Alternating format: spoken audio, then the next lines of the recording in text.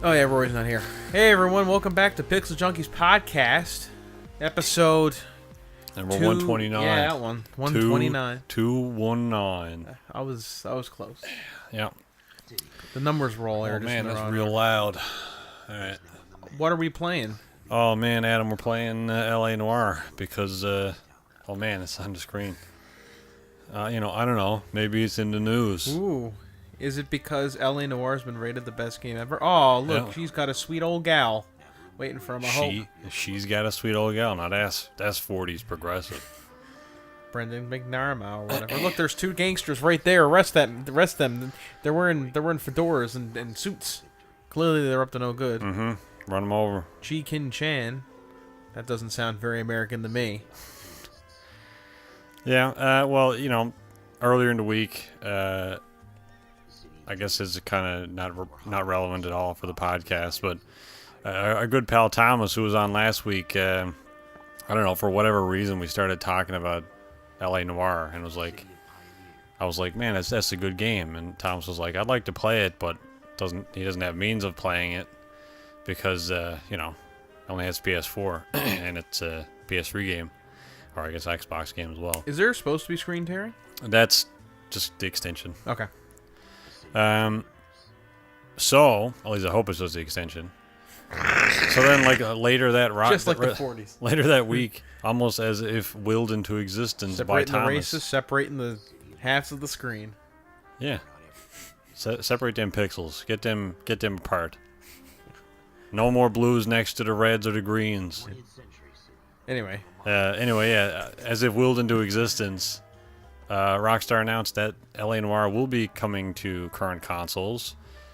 Being the PS4, Xbox One, Nintendo Switch, and it's not. I guess it's just kind of like basically what the PC version used to be, because the PC version isn't really getting an upgrade apart from a VR expansion, which will be. It's going to be in HD, is it though? Well, I mean, I guess you could argue that the previous one was in HD as well, but. They're going to change, like the shadows are going to be a bit better, like the smoke there from the train and clouds and stuff will be a bit better on console.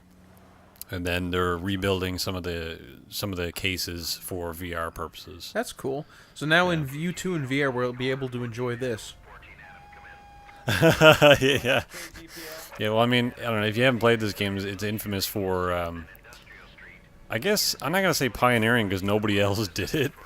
But it used a form of facial capture that really wasn't good. Yeah. I mean, at the it's gotten a lot better with modern games because, I guess just meshes and modeling and stuff has gotten a lot better with mocap. But I think the facial capturing was fine. I think it was the acting itself because the whole premise of this game, if you don't know what it is you're Man, it's not motorcycle guy this week. It's helicopter guy. Oh, how shook there. You play as an officer who in the very first mission ends up cracking a case and he becomes a detective, and you play as a detective in the Los Angeles Police Department during the 1940s and maybe even 50s. It's just after World War II, if I remember correctly. Yeah, it's I think it takes place late 40s and then into the 50s. Yeah, so really interesting time in American history. Because it's an older game, some of the acting needed to be a bit punched up because a large part of the game is you having to solve cases based on reading somebody's facial expression. So it'd be like, "Excuse me, Mr. Smith, were you at this club the night of the murder?" And he'd be like, "No, I wasn't." And you'd have to say determine whether he was lying or not. But the way he would lie is like, "No, I'm not." Probably right. Let's just get it. Yeah. Yeah, they would then cycle I through don't know what that means. Yeah, you'd have to. We might get into it in this video, but you'd have to say are they lying? Are they telling the truth? And then that would sort of determine how to get more information out of them. Yeah, and you could not solve cases. It was actually pretty cool. Where you wouldn't get all the evidence. You wouldn't get the right testimony out of people. You wouldn't find all the evidence needed. To solve the case, which I actually found a bit annoying because I wanted to solve every case. It was very annoying being it's like, were you at the scene of the murder? No, I wasn't. You're lying. No, I wasn't. Shit. Well, I gotta go back now because he won't talk to me anymore because I. Oh yeah, there's a lot of this. Looking at objects. And you just hear like the of your wrist pieces coming apart. Clue. You found clue. So it's a little awkward, just like GTA. It's a little awkward. Yeah, I mean it worked well though. It did. I do think this is a game that deserves a sequel because with the advent of better technology, it could improve upon the features in this game because I actually tried to do some really interesting stuff, and I just don't think the technology was all there for it. And It's a great example for. No, you go ahead. Well, I was gonna say, and I think like they could learn a lot of the lessons they learned in the first game because I mean every new game, and like a kind of like a new genre has its growing pains. Like when they an example I always go to when they did the first XCOM game or redid the first XCOM game, nobody had done a game like that in a decade or so, and so they had to relearn a lot of stuff. And I think they have to relearn. You know, they learned some stuff with this game, but if they did it if they follow up with the sequel would probably actually be quite good. Yeah. Maybe take place in Chicago or something like Chicago Noir. Yeah, I don't know if they'll ever make a sequel. New York Noir. Yeah, I guess Rockstar owns the IP, so they could just get somebody else to do it. Yeah. But I don't know. Even like, NY Noir or something, Yeah. Take it place in the 50s or 60s. I don't know. That'd be cool. Or they could even like have it'd be cool to do kind of like a mafia style thing where like this is in the 40s and you have one in New York in like the 30s or whatever, and then you could have one in Miami during the 80s during the drug rush. Yeah. Or whatever you want to call it, the drug explosion. That guy has really square shoulders. Yeah, and this guy has like cauliflower ears or something. Yeah. Turbo melted ears. You can totally see that. I remember when I thought this was really good. I mean, it's not awful still. It was No. 2009 this came out. It's almost 10 years old. Yeah, I know, but what I'm saying is, like, I remember being like, graphics will never get better than this, and now I look at It seems like you say that a lot. You say that like about Halo or something. Oh yeah, like I say it all. Like there's just amazing. Like, this is like the next thing in graphics, and then you look back, it's like I remember when GTA 4 came out and being really impressed by that graphics, and I went back and looked at some of the footage from. I was watching old Achievement Hunter videos, and I'm like, wow, that game hasn't aged well. Holy crap. Yeah. Now this was a great game. I loved the story, and I mean, me and Andrew have mentioned it before. It's a game that does open world really well, but also has a linear narrative. Like there's really no branching to the story at all. It's very much, go from here to here and do the case. Like this game could easily be, level 1, load screen, and then you show up in this area and you look at some crap. You finish it, and it says load screen level 2, and then you move into case number 2, right? But it doesn't. It's I think you drive to the area, you look at the thing, you investigate the crime scene, and then you drive back to the department. Like that was really cool that it had everything else there. It's I think it needed it because epitome. it wouldn't be considered a Rockstar game if it wasn't open world. You know what I mean? Yeah, I know, absolutely. But it's very like a lot of games. I wish a lot of games did that sort of thing, and sometimes I'll say that like.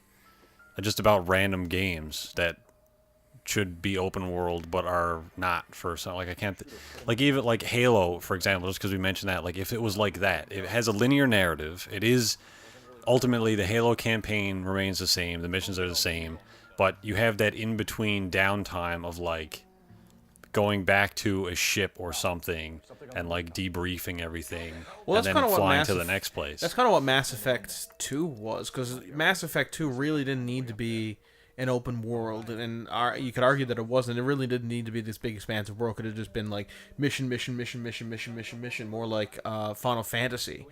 And not even like Final Fantasy where it has an open world. You can grind in the world. It could just been like mission. But it was the stuff in between, exploring your ship and traveling to different places where you got to know the characters and their dialogue. And I agree with you. It'd be cool if there was a Halo game like that. I mean, I can't remember if I said it on the podcast or if I said it to you guys. Like, what Halo 5, we're kind of getting off topic here. What Halo 5 should have been is you as Locke, who's a big fan of the Master Chief. Like, the Master Chief goes missing, and you team up with a bunch of Spartans throughout the Halo canon, and you form like a little like super team, and you get a couple of elites with you, and maybe even a brute, and you go out and you look for the Master Chief, and at the end of the game you realize that the Master Chief hasn't gone AWOL. He's been captured by Cortana, and then that leads into game number 6 where you and the Master Chief and the remnants of the UNSC and the Covenant all have to band together against this Cortana-based threat. But it would have been cool because you could like bop around. You have like a little shuttle that you bop around the galaxy in, and you talk to characters in downtime and that sort of thing. Get to know people. You have like a little, you could do that kind of thing. I think that would have been really interesting, a really good way to go. It would have improved the narrative of Halo 5, which really needed improving. Jesus Christ, that dude looks like a fucking codfish. My head is extraordinarily big, Johnson. It weighs heavily upon my little baby face. The underlighting doesn't help. Yeah, and I think that game, at least for me, would be amazing. But the problem is, I don't think people have patience for it. It seems like. Well, I don't know. It's like, oh man, everything got to be fast paced. Like, well, GTA 5 has a lot of dicking around, a lot of needless dicking around in cases. But I think people are still pretty open to that game. Well, I still think they keep the pace going though. Like, it's always, if it's not action, then it's something new. Well, the problem with the thing I'm talking about in GTA 5 is in terms of like you'll get this when my character sits down at the computer, she gets locked into like a 7-second animation of her sitting down at the computer, pulling her chair in and typing away. Yeah. And I just wish you could skip that. But that's kind of where we're way off topic here. Talking about and I think that's also maybe a byproduct of it being online. Yeah. Because it's like, if somebody's going to be in an animation and then suddenly they skip it, it's fine for a solo experience. But I think if you start skipping things and being able to, kind of manipulate time as not an A to B construct and more of like a cutting chunks out of it because you're skipping stuff or fast traveling, that type of thing, then it makes it a bit awkward for the second party to be like, oh, where the fuck did you just go? Yeah. But can we just getting back to LA Noire? I can't really think of many noir style games out there. There was, I think there was the Mafia games are certainly one of them. At least the first two. The third one is a little bit different. Yeah. Third one's not great. Then there's the I think there was a Godfather game that was pretty well received. Then there was LA Noire, and I can't really think of many other like well known noir style games. Like you could argue that there's a game that came out that a while ago on PlayStation Plus. It was like guns, zombies, and cannolis or something like that. And it was like a side-scrolling shooter, and it took place in a noir setting, but it wasn't really a noir game. You were just shooting zombies as a New York talking gangster. Oh, there's it's not really noir. I was just thinking like, not only is this a noir game, but it's also a cop game. There's not many cop games, and especially not many good cop games. Yeah. There's like that Police Enforcer we did a special in a few years ago, or a year or two ago. That was. It's a great concept. It's what I want a cop game to be. It just, there's a lot of polish that's missing. I like to see like an over the top 80s cop game, like Lethal Weapon mixed with Magnum PI kind of thing, and you just like that kind of a world where it plays is totally over the top. Like, you're the best cop in the force, Officer Jenkins, but the mayor's all over my ass. You've caused $50,000 of damage this week alone. You're 2 steps away from being kicked off the force. Chief, you knew I had to rescue that little girl. There's a kind of, it's not, there's another game called Beat Cop. It's like a side-scroller kind of pixel art game. Yeah. And that's kind of like an over-the-top cop drama as well. I've been meaning to actually play that because it looks fun. Because like you're just a beat cop, like walking the street solving like petty crimes, but other stuff happens in the background. Oh, okay. And then you're like expected to, like you kind of have to start divvying up your priorities of like, all right, well I'm gonna, the force doesn't want me to look at this stuff, but it's like clearly a big investigation that I need to like bust open, and then you get into like that, loose cannon, you're not obeying orders, Johnson, that type of thing. I don't know what the hell, like I don't know where's it doesn't say Smith and Wesson or anything. Read is that what he said the gun was? Read entries and press. I'm just gonna mash the buttons because I can't remember what information. I can't hear anything, so I can't remember what I'm supposed to be doing. What are you doing to that paper there, John? Is it Errol? Is that? Oh, there we go. We got it. I clicked on that just because I saw the name and remembered it. I can't hear the game at all right now, and it's difficult to read the things. Just tapping on the book. It's like, what the fuck you doing, officer? Never you mind. You see him tapping on the book and he makes eye contact. Like, is that important? No, I'm just tapping. I don't know. There's a game coming out called Call of Cthulhu, and it's made by the same guys who did the Sherlock Holmes games. It looks really, really good, like a really good horror game. Is it? I'd like to see this kind of mechanic implemented in it, where like you get a lot of facial expressions, because the game is part like detective story, part horror, surreal horror game. And I really would like to see that, because I think with better technology, this is a system that could really work. It just needs a lot of time put into it. Yeah. I think this is pretty close, though. No, I don't agree. I think it's still got a long way to go. Also, what's wrong with it then? What would you change about the way it works? I found it very hard to get what people were saying. Yeah, okay. Directly the facial stuff. Yeah, like I thought that could have been handled a bit better, where it was like, is this person lying? Yeah, well, yeah, but I think it was at least... Oh, he's having a stroke is what he's having. I think like it was night and day enough for you to be like, okay, well, this person, there's something going on you here. threaded the needle there. Yeah, and where's the map too? Like the map, I remember being fucking massive in this game. Jesus Christ! Like, there's no need for this game to be this big for the story that it has. Oh, that's good.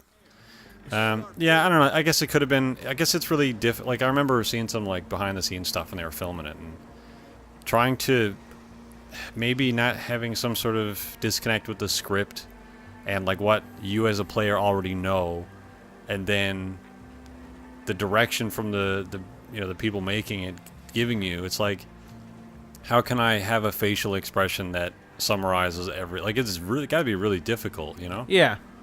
I just think it needs a bit of... It can be done. I just think that the implementation in this game needs work. Yeah. Yeah, fair enough. Anyway. Schrodinger's apartment, is the perp in there? Or is I like that all the information's on the side of the screen. I can't see. He's both... the perp's both in there, and he isn't in there. Yeah, he's Schrodinger's ball sack. So speaking of a game that this game got announced for next generation consoles. Do you know what else came out recently for next generation consoles? Current generation consoles? Are they still next gen consoles? Current gen? I'd say they're current gen at this point. They're like 4 or 5 years old, aren't they? Yeah. Destiny 2.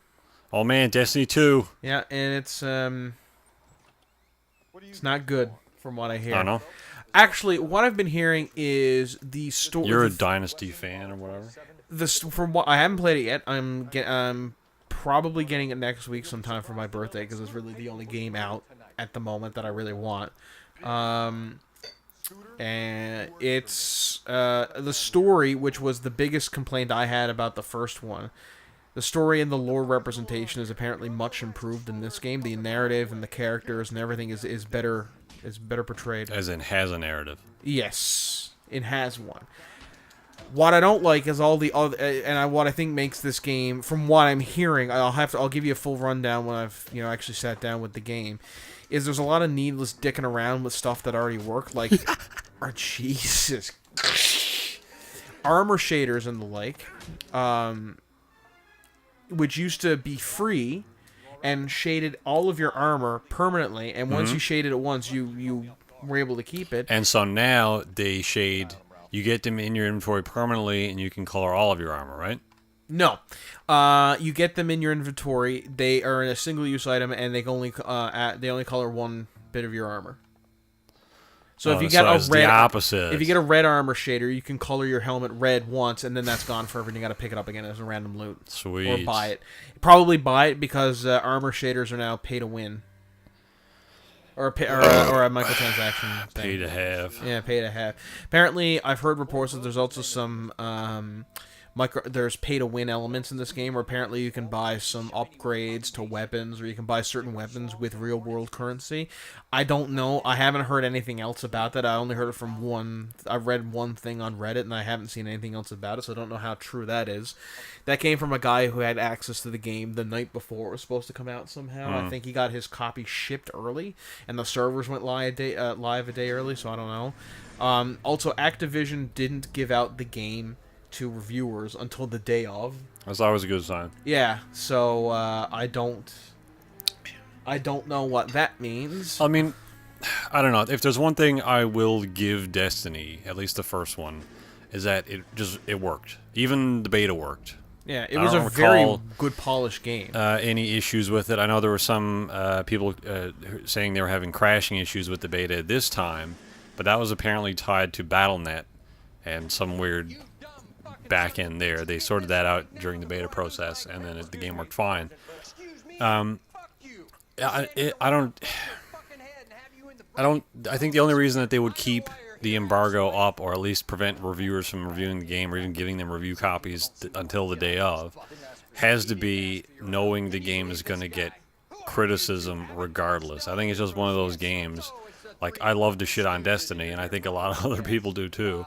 And that's probably maybe partial what they're trying to avoid. But there's also this kind of crap with the pay to win shaders, and I'll give Destiny 1 this. There was always a lot of fears that Destiny was going to become free, fee to pay. That it was gonna include play, right? Or no fee, yeah, that one. Whatever. And it was going to have a lot of pay-to-win microtransactions. And it never did have that. It had microtransactions, but they were cosmetic only, and they were really for items that really weren't worth it. They were for, like, dance emojis and I think that that was stuff. done reluctantly on Activision's part as well. It's like, because they said at some point, Bungie's this part. isn't going to be a pay-to-win game. And then everyone's like, okay. And then they came out with the dancing stuff, and everyone's like, hang on. Yeah. You said there was going to be no microtransactions. So they're like, all right, well, we'll cut it off there. Yeah. And the next one, like, let's go 200% on microtransactions. So Because people are going to buy it anyway. I know I am. yeah, and I remember, like, I don't know. I'm doing it for the review. I remember back in the day when they were marketing Destiny as a cool-ass space, like, almost high fantasy RPG game. Yep. And I was like, man, this is gonna be really cool. Like, you'll get like Skyrim levels of like depths and quests, and then being able to meet up with your buddies, almost like an MMO, and then go on. And then it'd different be in space adventures. and with guns and stuff. And it's being done by Bungie, who's known that they can create great feeling shooters. Yeah, I was totally expecting Bungie to go like and full 9 yards on it. I think that was the original vision. From what I've been able, I haven't read anything from anybody who's worked on the game itself, but I know a little of the history and I know a lot of the backstory of the game. Jesus. Was he eating his own jaw? I don't know. Like, trying to stick out his tongue to aim at the cops. Whatever the hell he was doing. Jesus, that guy blew his kidney out. Alright, he's dead.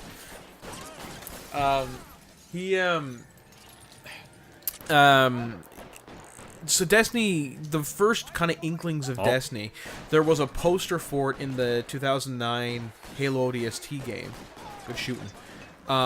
Where, in one of the rooms, I forget where it is, you could see a picture of Earth with the Traveler hanging above it, and underneath I think it just said, know your destiny, or prepare for destiny, or something like that, or it might even have been, oh god, what are they called? What's your character called in that game? Not the Traveler, but Guardian? Guardians Wanted, I think is what it said.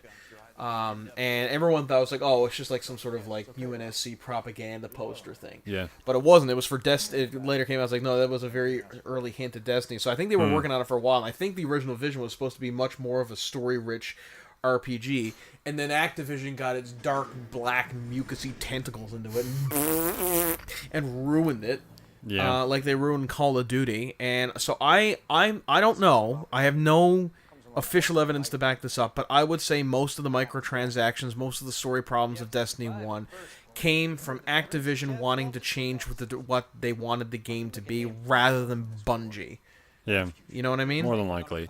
Yeah, there was a lot of speculation back then as to like what happened with the story, and some of the developers hinting at what it was going to be and what it ended up not being. So yeah, I mean that's probably is the case of let's tailor the game to be able to be more profitable. Well, I think originally the speaker, who's kind of like he's like the Pope, I guess. He's the guy who speaks directly to the Traveler. The guy talks like this for some reason. Well, he's voiced by Bill Knightley, I believe, who did. Isn't it Niley? Or Niley, or whatever. He was supposed to have a much more prominent role in the story, and I think, again, no evidence for this, but I honestly think he was supposed to be the bad guy. And I was going to reveal that the Traveler was a bad guy, and that there was the darkness coming in was the Traveler. Traveler tricked humanity or something, or something to do with that. And I think they dumbed. I don't know who decided to get rid of that. Maybe it just wasn't working for the story. But I think that's what the original vision was when you read a lot of the lore, the lore of the original game. Because like one of the first bits of lore to come out was a bunch of like speculation from different characters in the universe saying like what the darkness really is, which is the ultimate big bad of the story. And it's like the darkness is this, and the darkness is this, and one guy's like the darkness is actually the Traveler, and we've all been fooled. And I don't know why we're still around with it. I'm like, I think that one's the right one, or at least it seems to be the most interesting. But yeah, so again, the that was cool. Like that sound, that was pretty cool. Oh, I'm behind you. Yeah. Yeah, so I don't know what the story is like. The story this time in Destiny 2 focuses on the Red Legion of the Cabal, which was an enemy that didn't really get a lot of oomph in the first game, because there were 4 bits of DLC for Destiny 1, which honestly, if you were to get Destiny 1, the complete edition now, like in terms of like with all of its included DLC, you actually have a fairly long, not stellar, but not terrible storyline. There's enough to do where that would be, all of the DLC together would be worth $60. But it certainly wasn't worth like the $150, $180 I paid towards the whole thing. Like that, all of the DLC and the base game itself should be worth $60. That is worth a $60 game in my opinion. And those DLC ended up adding a lot to the story. I heard that Destiny, but the Cabal never really got that chance. They were never the stars of any of the DLC. There were 4 DLC, 2 of them focused on the Hive, and 2 of them focused on the Fallen, and the main game was about mostly the Vex. The Cabal were just kind of there. So in this time, they're the main enemies of the storyline, and I think that's interesting, and I think that's really, really, really cool. But again, it's the way that a lot of the gameplay is handled. I've heard that you can't actually go back and replay missions. You have to go to like a special screen, and it says, "Oh, here's the mission for this week that you can replay if you want." Yeah, that's stupid. So you can't go back and, like in the old game, in Destiny 1, you could replay any mission at any time. So that's absolutely... Again, I haven't played it, but that's what I've heard. So I'm wondering if it's like, play this mission and get double XP or something, or is it just... It might be, because that's what it was in the original game. Like, but you can still replay any of the missions. You could be like, I'm going to replay any of these missions, or once a week we're going to have one of these missions be worth double XP. I feel like they should... I don't know. But that type of game, and to have that sort of longevity in the scope, those types of games should totally be about, new content and new missions. Even have a new mission every week instead of replay the old one that you did in the 12-hour story. Like, I don't know. It should be a vaster experience than that. And all it really boils down to is a very kind of lackluster campaign, and then a couple of raids that they expand upon in the ensuing years of the game being out, and then more and more microtransactions for content. That guy's throat is fucked. But I don't know, it really seems like they do bare minimum to, like, we'll make this very basic game, and just to be tide people over, and then we'll charge them extra for the actual, the rest of the crap. That's what it seems like a lot of developers are doing now, and it's just stupid. Like, I know games are more expensive to make now, and there's higher fidelity, and it requires more, resources and stuff like that, but it shouldn't be about, like, designing new schemes to scam people out of money, Yeah.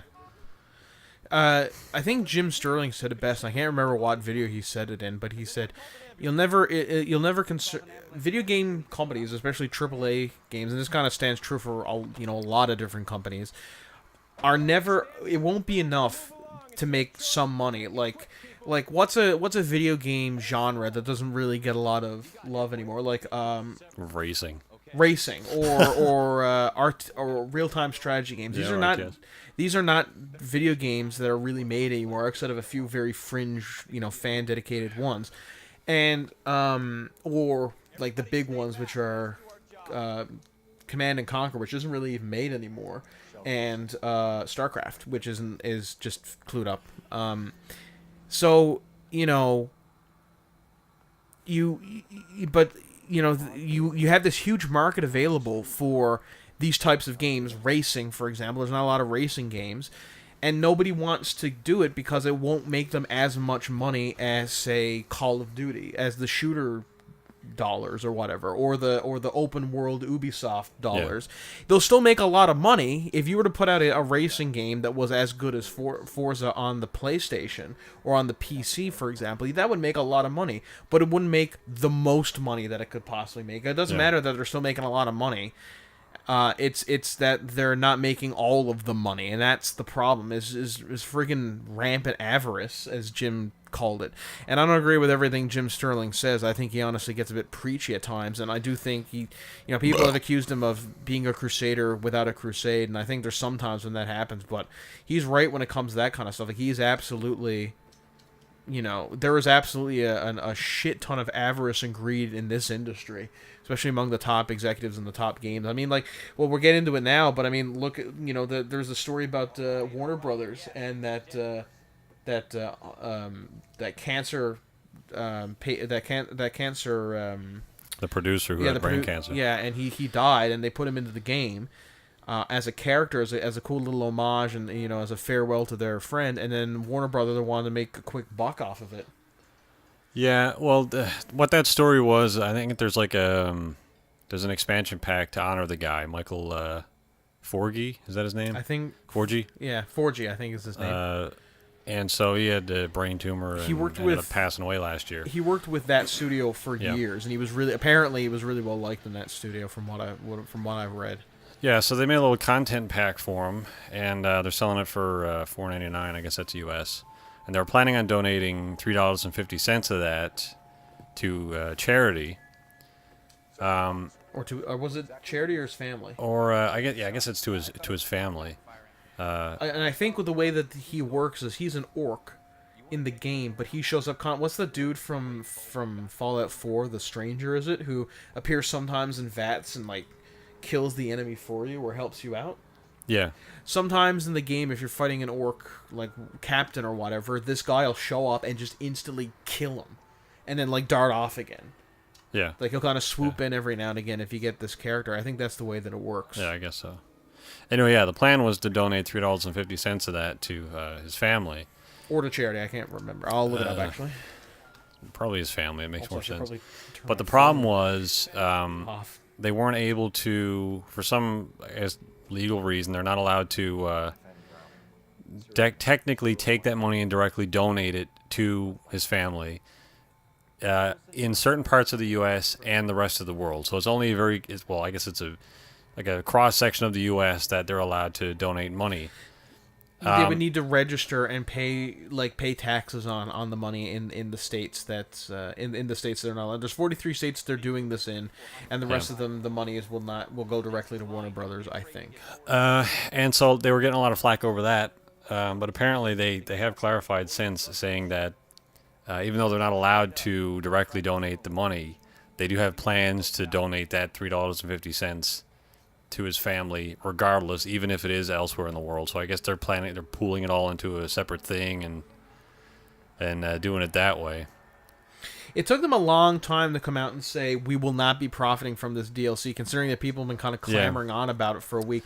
I get the sense was they were like, well, let's see what people think of this, and if it becomes and if we can get away with it, we will. Yeah. And I, you know what I mean? Yeah. I really don't think that Warner Brothers is altruistic enough to be like, no. They would have come out and said right away, because that's a good PR move. It would be a great PR move for Warner Bros. To come out and say, I know there's been a lot of flack about the DLC in Gears of War or in Shadow War, but here's this DLC, $5.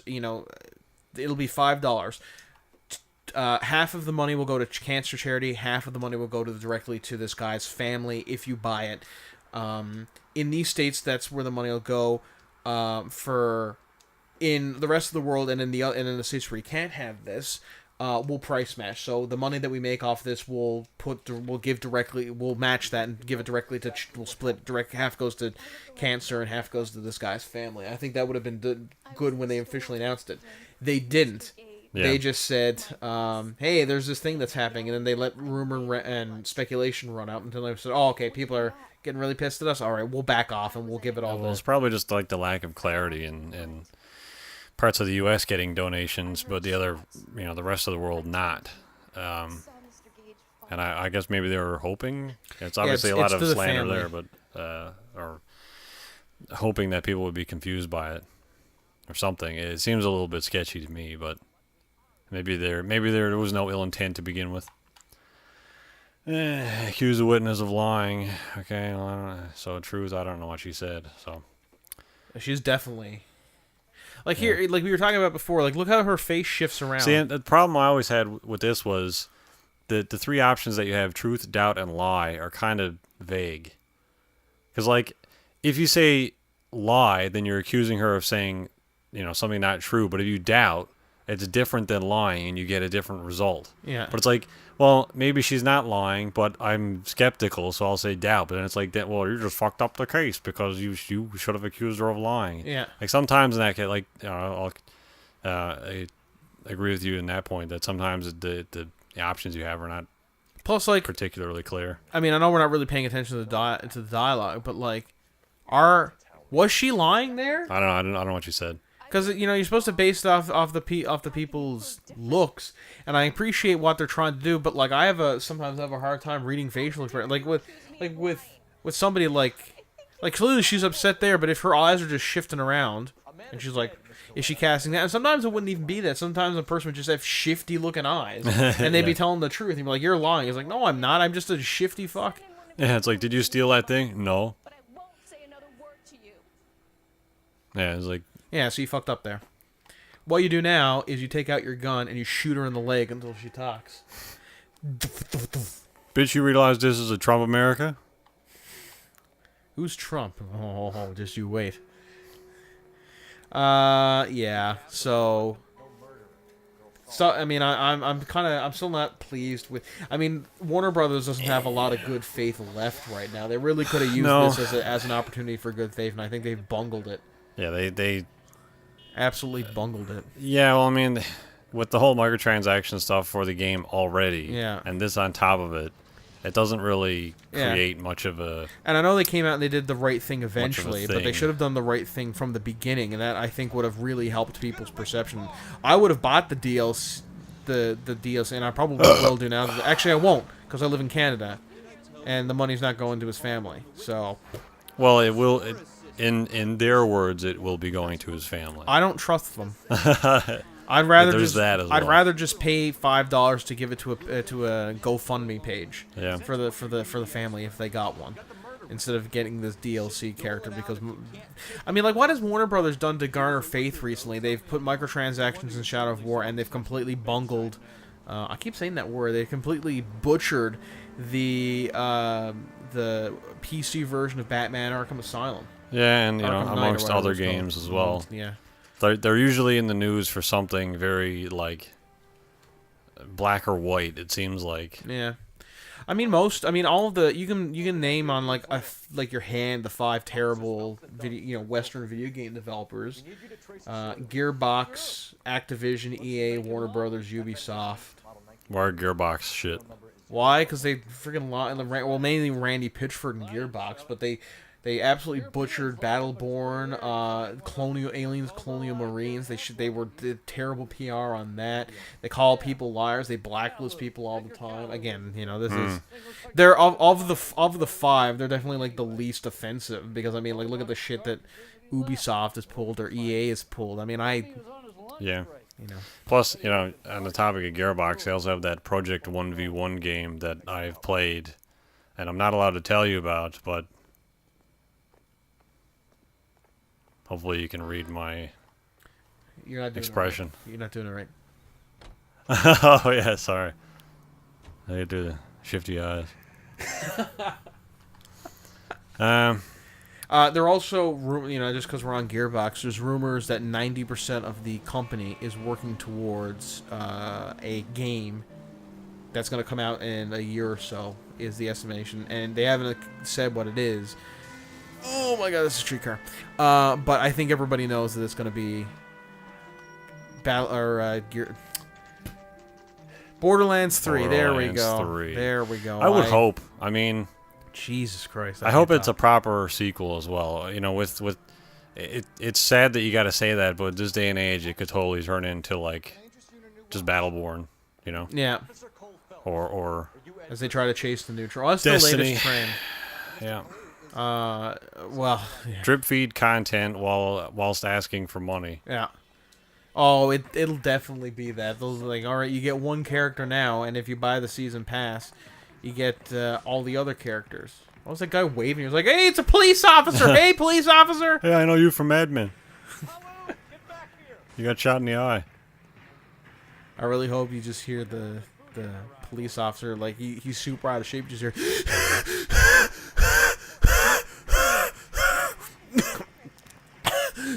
Stop! In the name of the law. I love the waveform. Come on. There you go. Kind of wanted to shoot him in the ass, but the game wouldn't let me. Take that, criminal You got it all scum. wrong, see? I was a part of the gang, see?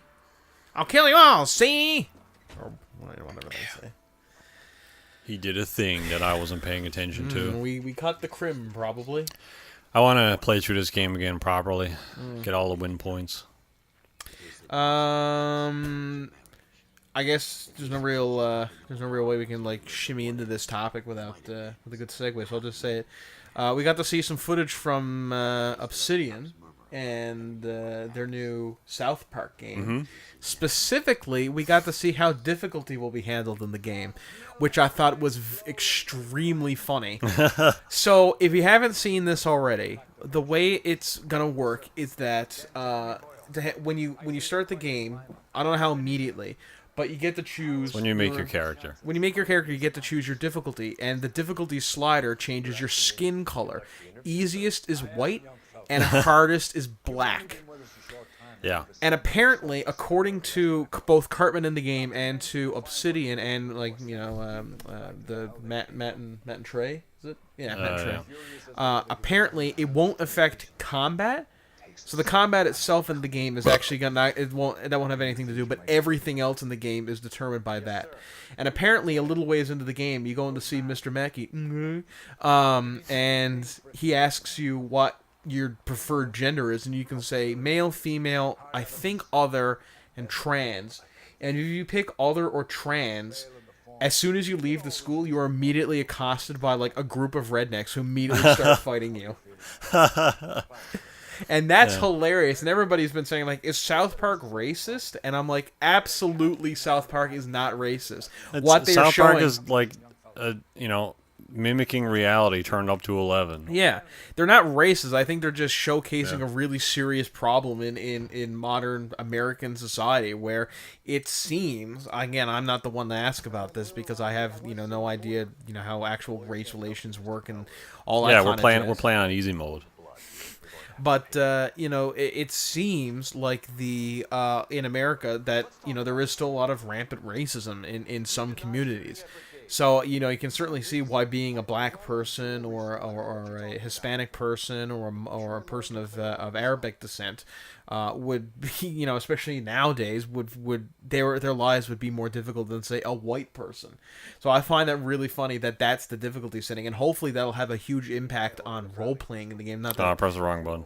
not that there's a lot of. I pressed Y because A was on the top of the screen, and I was okay. listening to you, so I just hit the top button. So I said lie instead of truth. Yeah. But anyway, whatever. No, I don't. Yeah. So yeah, I thought that was pretty funny. I thought there's a really, really clever way. I've never really seen a game do that before. Like Mass Effect, there were some dialogue changes, very minor ones if you were male or female, but mostly it was handled the same. But this appears to, from according, what they've been saying, apparently these are massive changes that happens to the story. So I'd like to go through and like play as a white guy first to kind of get a handle on the combat and the story, and then go back and play as like at the hardest difficulty setting, or playing as like a trans person or whatever. Yeah. And just see like how exactly that changes the game. But I really like the idea, like, you're trans, and as soon as you leave the school, you get like the shit kicked out of you by a bunch of rednecks. I can see where people are coming from, though, and that, like, if you are a black person or Hispanic or Asian or whatever, and you're forced maybe you feel like you're forced to play the game at a harder difficulty because of the way it kind of aggregates that. Yeah, but at the same time, you could say, as a white person, I don't want to play in the easiest setting. Yeah, exactly. And it's like, well, and Not that- maybe you're racist and don't want to play as a black person, but also don't want to play on easy. Yeah. Then may you too be offended. Yeah, But and again, I don't think South Park is being racist in this at all. I think they're just showcasing racism. yeah, There's a very Absolutely. clever way of Yeah. showcasing racism. I think it's a clever way of going about Yeah, it. because this is probably some of the most clever satire I've ever seen in a video game. Really, just in terms of the using game mechanics and menu screen and that kind of stuff. So We're done. So it's I doubt. want to keep making a schmuck of yourself. Yeah. Yeah, it's an interesting way of doing it, especially for South Park, where that's a very pertinent way of doing it. I don't think you could do it in really any other game and not have it be like, why the hell is this the way it works? Unless racism or gender stereotyping is also a big part of the game's topic, which I can't think of many games where they would be. yeah. But yep.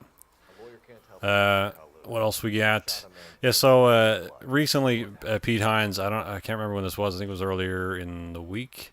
Pete Hines he did an interview with somebody and mentioned that Bethesda was working on a game that they haven't told anybody about yet, that's coming out this year. And then he was like probed for reasons as to what it was, what topic, what genre, all that stuff. And then he like immediately like shut up and said He plays it nothing. all the time, right? Yeah, I'm sure he plays it all the time.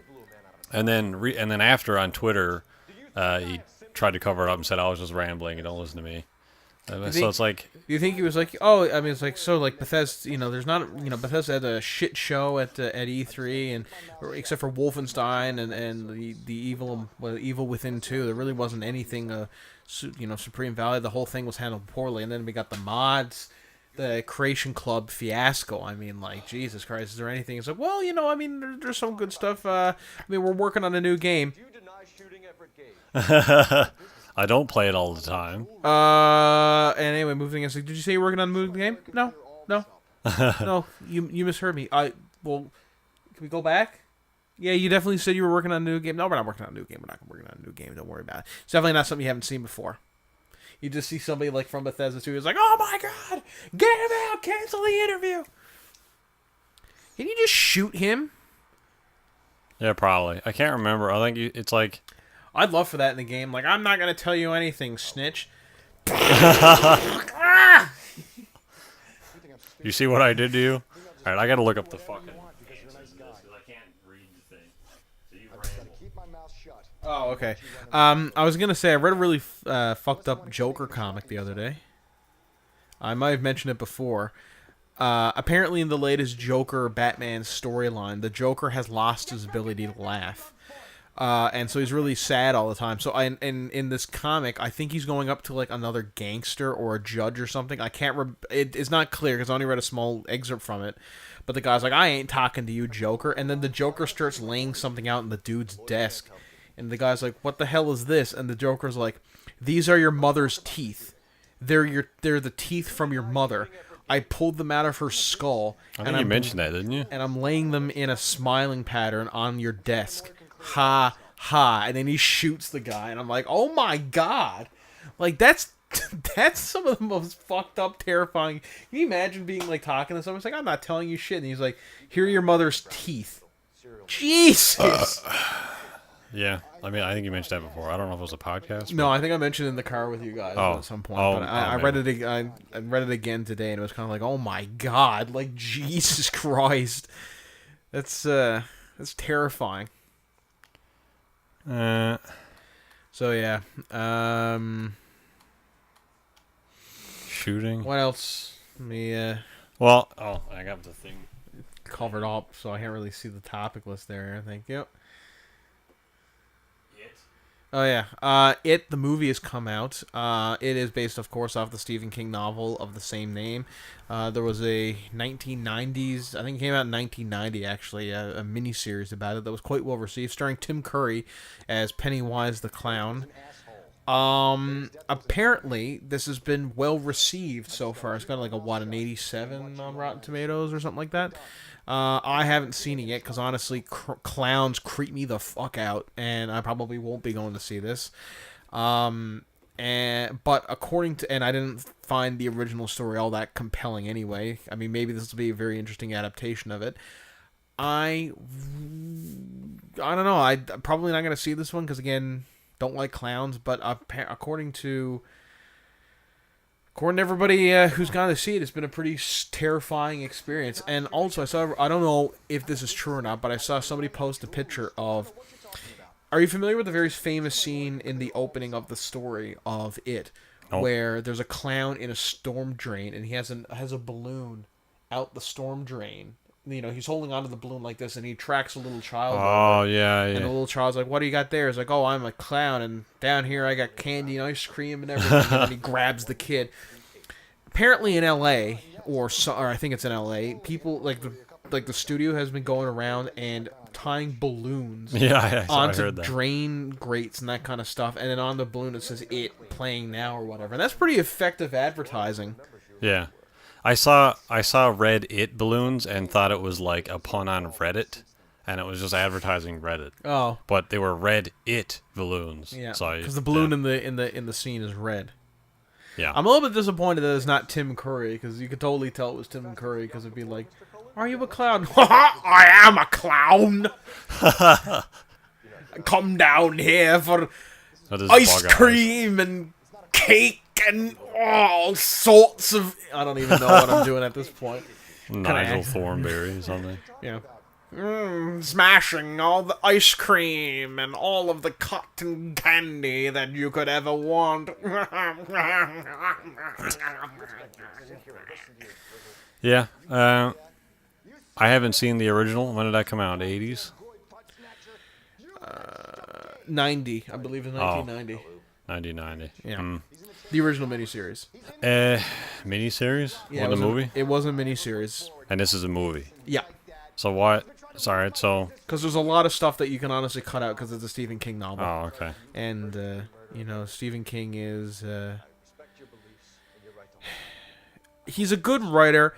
He has some problems. He tends to overplot, I think. Where there's a lot of stuff that can be cut out of the novel. Like, what was the novel? I think it was the Tommy Knockers. Was it that?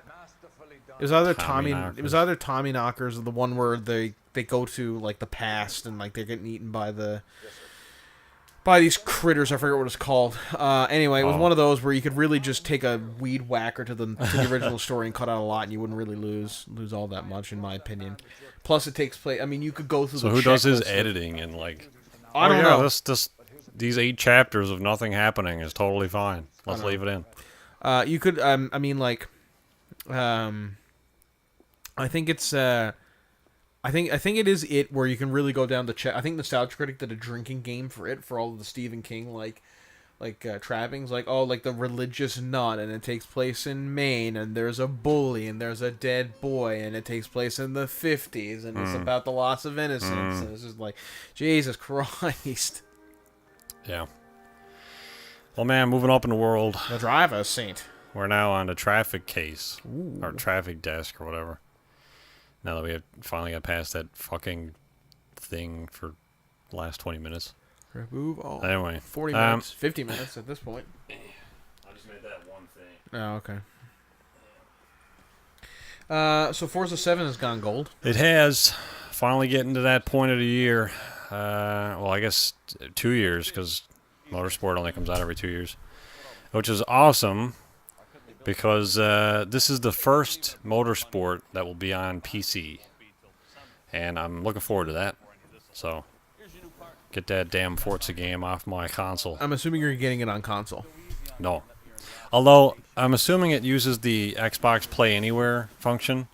So, buying it in one place basically means you have it everywhere else. I.e. Xbox, because it's not cross-platform. But Sony doesn't play well with others. Yeah, so I'm this looking is forward Sergeant Tubbs of the Tubbs Division. Hello, boys. I'm here because I got a problem with the traffic officers down at the precinct. Get this slug out of my office. Anyway, I'm here with Officer Jabba. Ich do no water solo. wrong series, dude. Okay. Or do So- you think he talks like this? Forza- I don't know, guys. I'm gonna go get myself a jelly donut. Do you guys want anything? I'm gonna get myself a couple of bear claws, because I find just one doesn't satisfy me in the morning, really. I gotta have at least two. The wife packed me meatloaf, so I'm probably not gonna eat that for my supper. Continue. Sorry, I Yes, got thanks. to do a bit. So Forza came out. There was Forza Apex that came out on PC. It was basically Forza 6. Yeah. But very, very, very slimmed down, and the content that they added to it Look was at this swarmy ass. very segmented. It had microtransactions in a very stupid way. I don't know why you would spend any money on it at all, because it was almost like a glorified demo. But this is the first proper Forza Motorsport coming to PC, so I'm excited for that, especially with the display that we saw at E3, the drivers and stuff that Rory pointed out were stupid to have on stage, but the game itself looks pretty solid.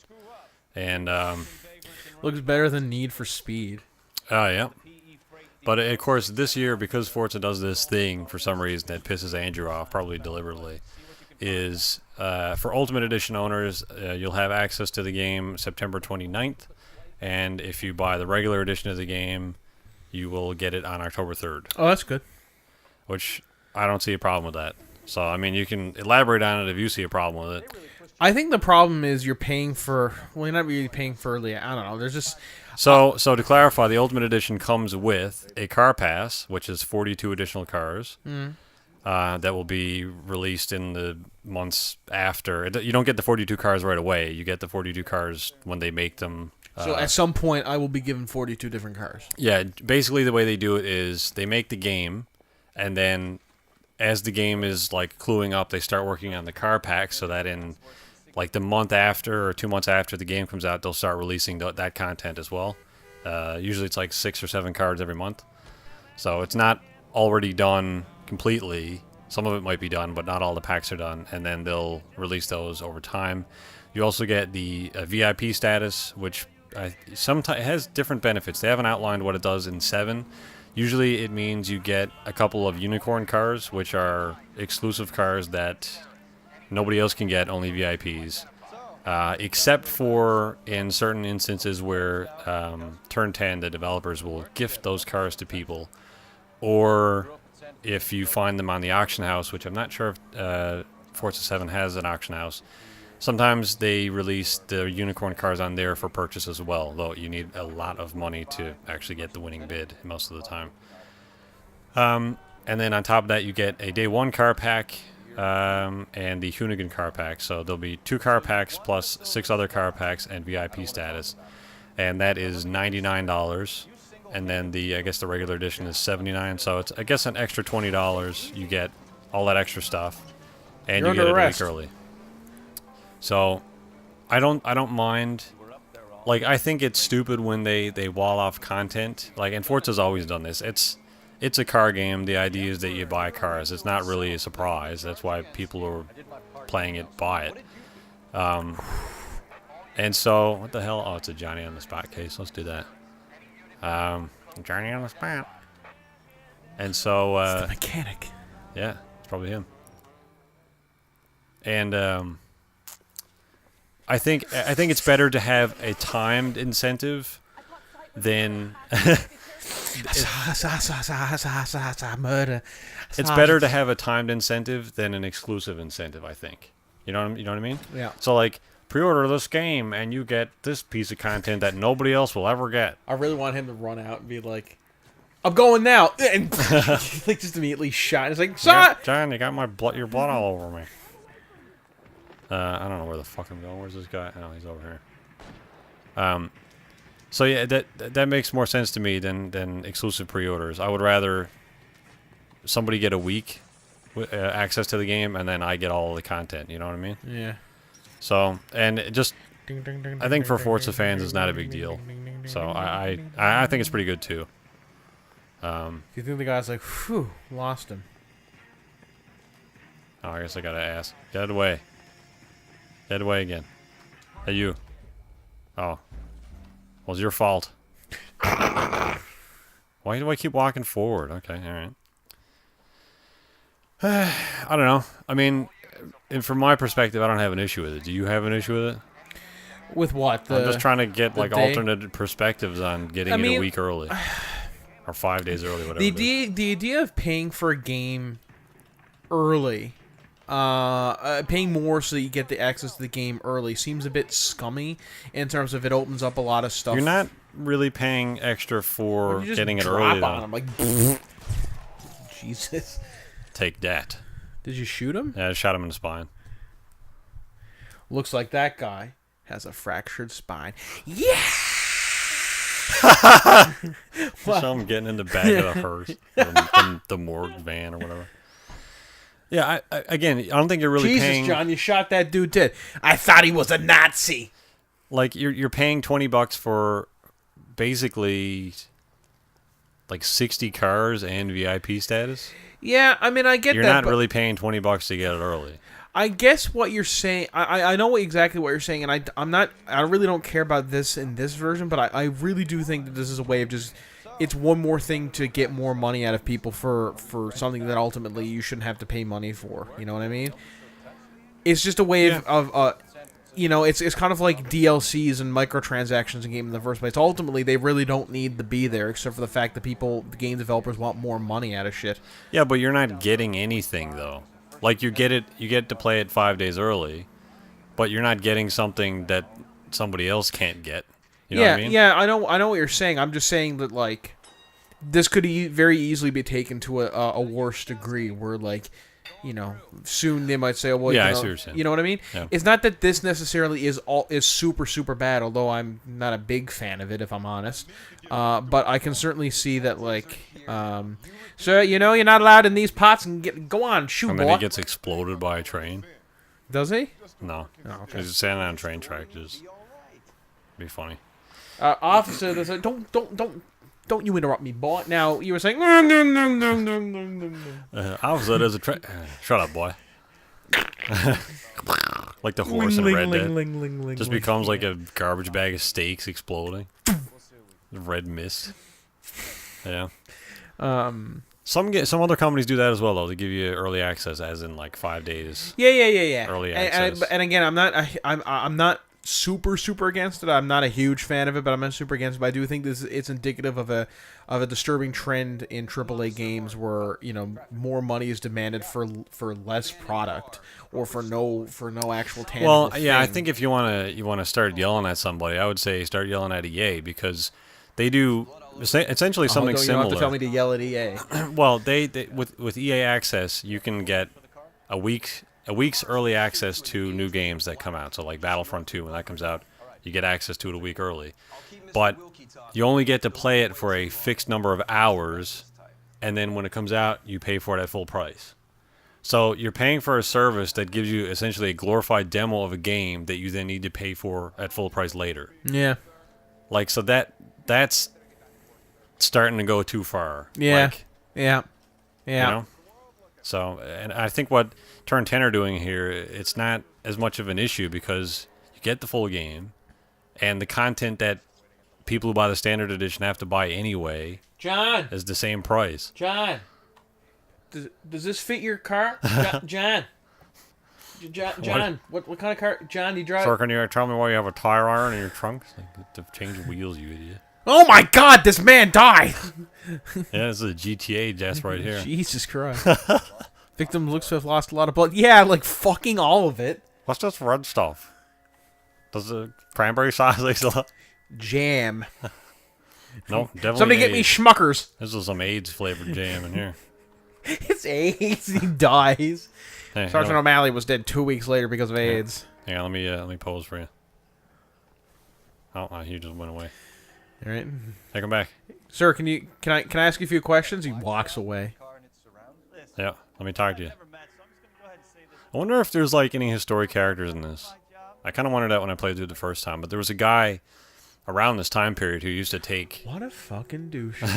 crime scene photos. Yeah. He'd like be the first one on the scene to take crime scene photos, and I was always wondering if like he was a character in this game, like that guy specifically. Yeah. Oh man, live hog. One laugh. I guess that explains all the hey. Mr. Freeman Morgan. Yep, he's black. Checks out. Case closed. Who? It's like, this is a gruesome murder. Appears to have been a black male who was the victim. Oh, well. Everyone go home. What Nobody evidence cares. do you have? Evidence. The suspect was probably black, possibly Japanese. Definitely a Nazi. That was going on. And communist. Oh, boy. Sticking all the blanks. Sergeant O'Malley, the last 10 people you've arrested have been black communists. We're starting to get a little worried here that you're not actually doing your job. Sound an awful lot like a red to me, Captain. Is there any, like... Do I need to look at anything on this fucking tire iron? No. Seems irrelevant. Okay. Just wonder if there's any blood on it. I can't remember this. Jesus. You imagine beating somebody with a tire iron that much that the blood gets that, like, spread over the car? Yeah. Like, just hours, like, hey, like, they must be making love for a long time in that car. Look at it go.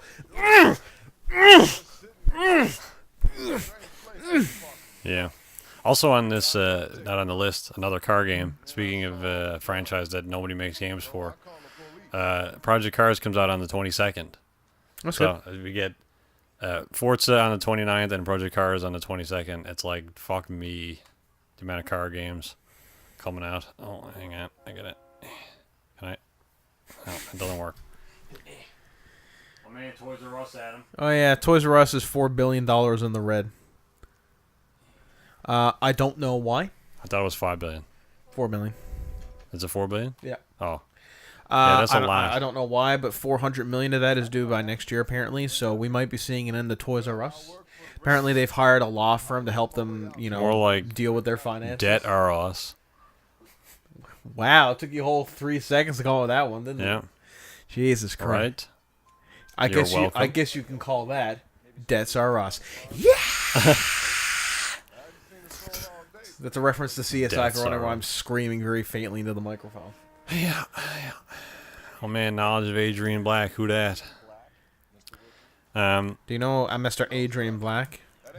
So I don't know do you know what I they? bet he's like, feeling real nervous with all them white officers standing around. Oh, you bitches playing on easy mode.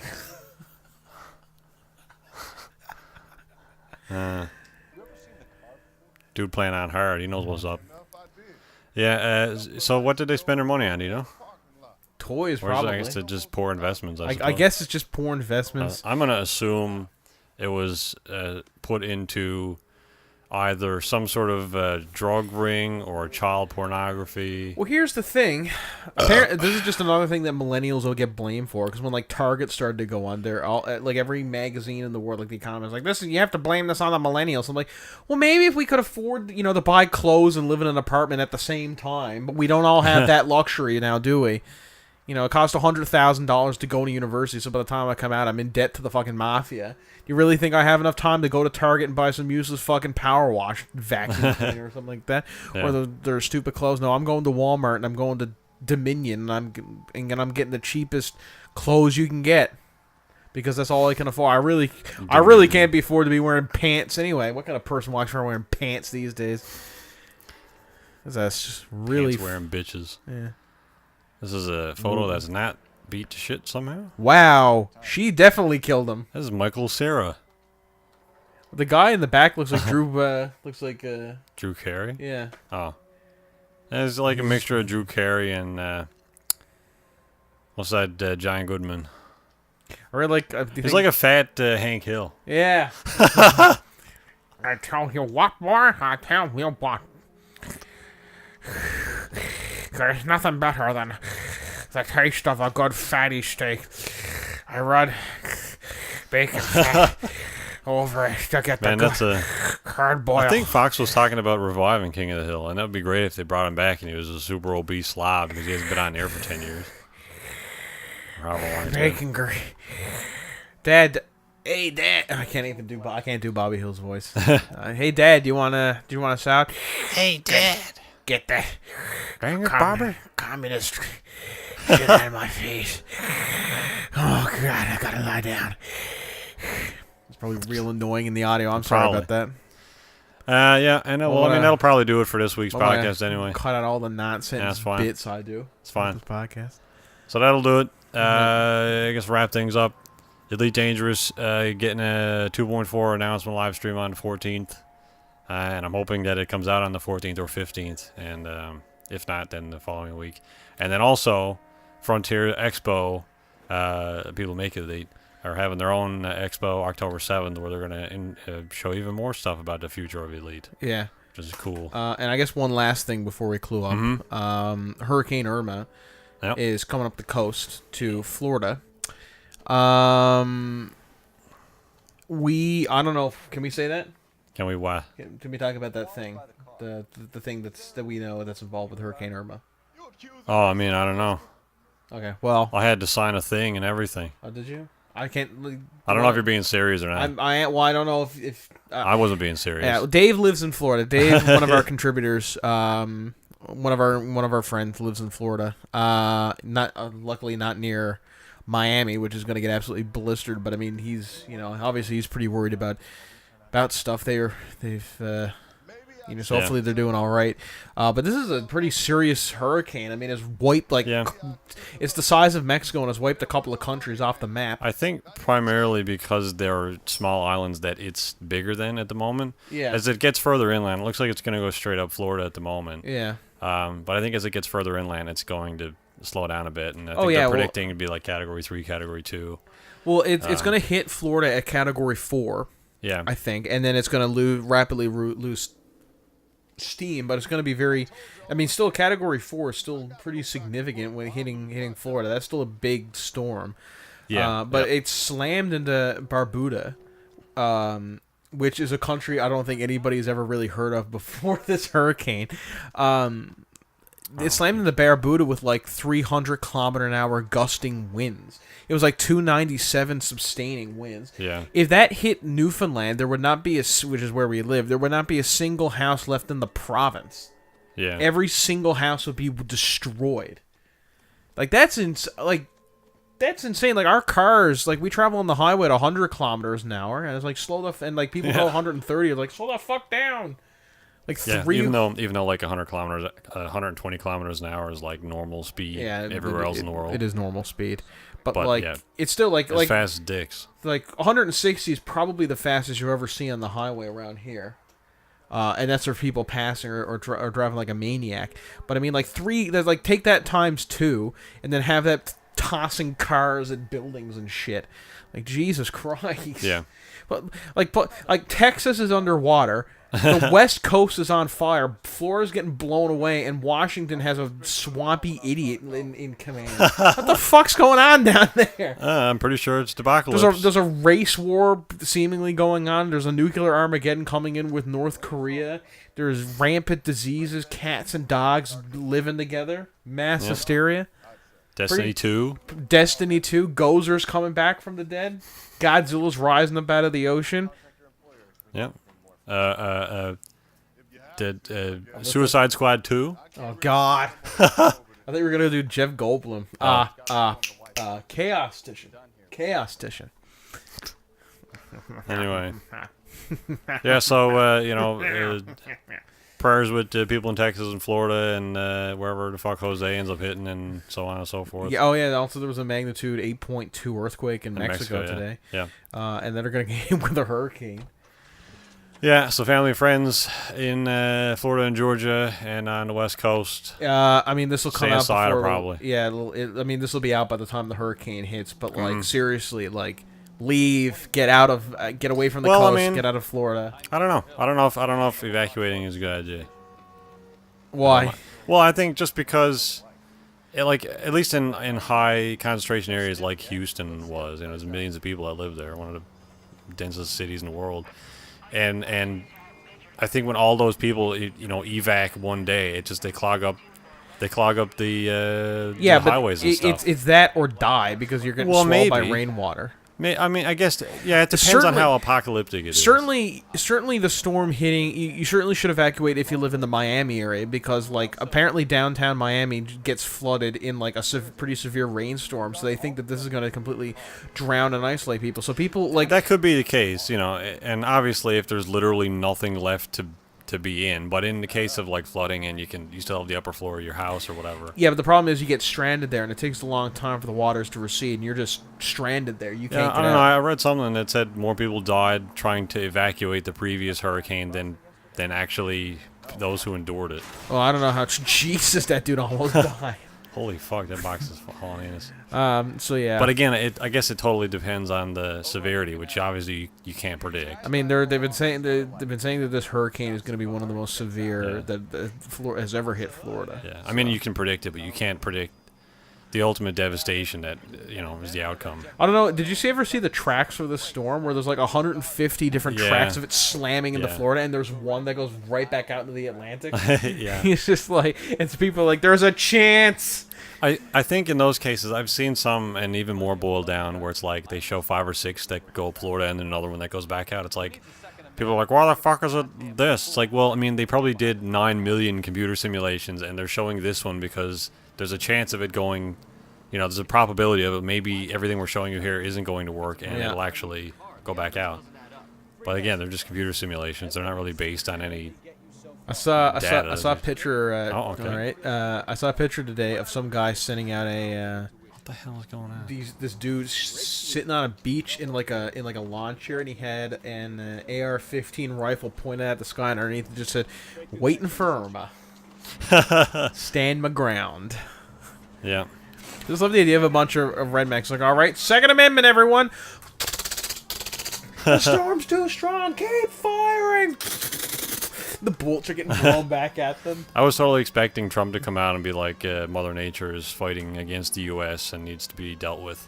Nuke it. Nuke everything. Yeah. Nuke the planet. Do you think Trump comes in and is like, so, you know how storms are caused by pressures, high and low pressures and warm air and cold air circulating? And they're like, yes, Mr. President, that's a very basic understanding of it. Yes, like, what if we nuke the storm to cause everything to be warm? Would that solve it? Yeah, that'll work. No, Mr. President. Nuke! Launch the nukes now! Launch it now! Now!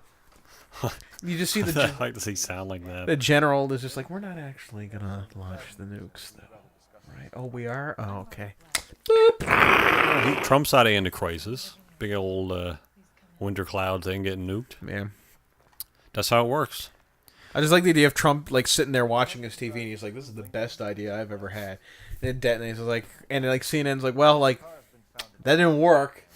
And every sign is like, yeah, that didn't work. And Trump's like, boys, I can't believe that didn't work. This is the biggest fake news ever. That didn't work. I'm pretty sure it worked. And like, people are getting slammed at floors. Like, Mr. President, what are you going to be doing about Hurricane Irma's recovery efforts? Like, oh, I'm sorry. Are you talking about the hurricane I solved with the nuke? No, you didn't. You nuked Barrabuda, and it didn't even slow the storm down. In fact, it made it worse because now it's radioactive, and it's spreading up Florida. Well, now we don't need to rescue all those people because they're dead. Yeah, so it's, and plus, who really cares? It's Florida anyway, and they're like, good point. I'm a problem solver. That's actually a pretty good point. I was saying to Aaron earlier that this is the one time in history when people in Florida can say, everyone get to Georgia. Yeah, the only time that people go to Georgia on purpose. Yeah. Except for my relatives that live there, passing no through. offense. Anyway, we should probably go. Yeah, so thank you everybody for watching, and we'll see you Here's this next picture week. of me that I really like.